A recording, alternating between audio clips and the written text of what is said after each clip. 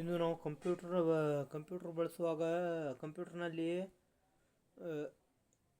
ಬಳಸುವಾಗ ಯಾವ ರೀತಿ ಹಾಟ್ಕೀಸ್ ಅಥವಾ ಶಾರ್ಟ್ಕಟ್ಗಳನ್ನು ಬಳಸಿ ನಾವು ನಮ್ಮ ಕೆಲಸಗಳನ್ನು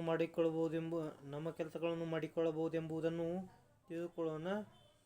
ಮೊದಲನೇದಾಗಿ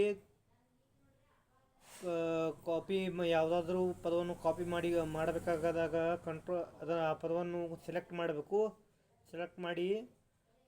ಸೆಲೆಕ್ಟ್ ಮಾಡಿ ಕಂಟ್ರೋಲ್ ಅಥವಾ CTRL ಬಟನನ್ನು ಒತ್ತಿ ಸಿ ಅನ್ನು ಒತ್ತಬೇಕು.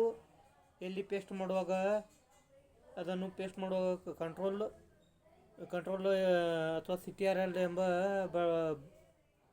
ಬಟನ್ ಒತ್ತಿ ಕೀಯನ್ನು ಒತ್ತಿ ವಿ ಒತ್ತಬೇಕು. ಆಗ ಪೇಸ್ಟ್ ಆಗುತ್ತದೆ. ಅದೇ ರೀತಿ ಯಾವುದಾದ್ರೂ ಪದವನ್ನು ಬೋಲ್ಡ್ ಮಾಡುವಾಗ ಮೊದಲು ಆ ಪದವನ್ನು ಸೆಲೆಕ್ಟ್ ಮಾಡಬೇಕು. ಸೆಲೆಕ್ಟ್ ಮಾಡಿ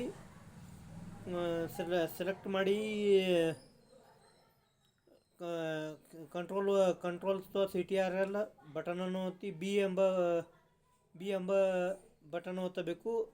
ಆಗ ಅದು ಬೋಲ್ಡ್ ಆಗುತ್ತದೆ. ಇಟಾಲಿಕ್ ಮಾಡಬೇಕಾದಾಗ ಅದನ್ನು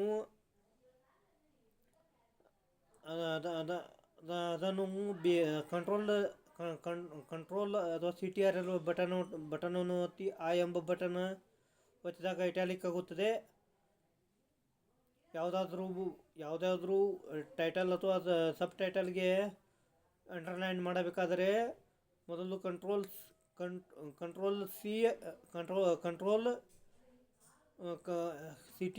ಅಥವಾ CTRL ಕೀಯನ್ನು ಒತ್ತಿ ಯು ಎಂಬ ಬಟನನ್ನು ಒತ್ತಿದಾಗ ಅದು ಅಂಡರ್ಲೈನ್ ಆಗುತ್ತದೆ.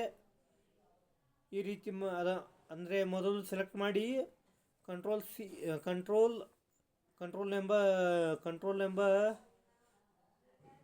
ಅಥವಾ CTRL ಎಂಬ ಬಟನ್ ಒತ್ತಿ ಯು ಎಂಬ ಬಟನನ್ನು ಒತ್ತಿದಾಗ ಅದು ಅಂಡರ್ಲೈನ್ ಆಗುತ್ತದೆ.